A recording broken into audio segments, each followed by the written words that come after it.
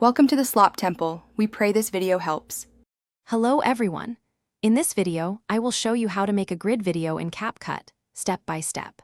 First, open the Capcut application on your device and tap to start a brand new project. Next, carefully select all the videos and photos you want to feature in your grid layout.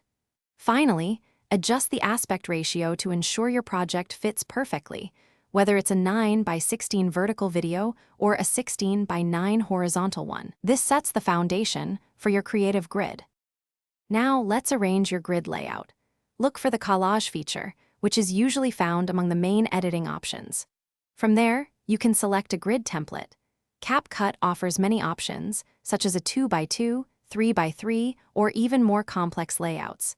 Simply drag and drop your chosen videos or photos into each empty cell. You can also fine-tune the position of each item within its cell to get the perfect shot.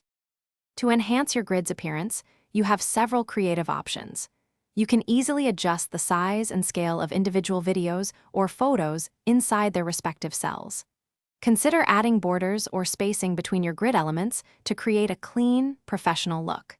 Feel free to apply different filters or effects to specific segments, giving each a unique feel.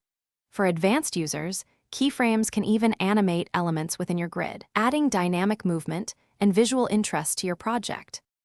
Finally, it's time to finalize and export your amazing grid video. Always take a moment to preview your entire project from beginning to end, ensuring everything looks just right. Next, select your preferred resolution. 1080 pixels is a popular choice for high-quality output. Then, choose a suitable frame rate, such as 30 or 60 frames per second, for smooth playback. Once satisfied, simply tap the Export button to save your finished video directly to your device's gallery. Thanks for watching. Consider subscribing if we helped you.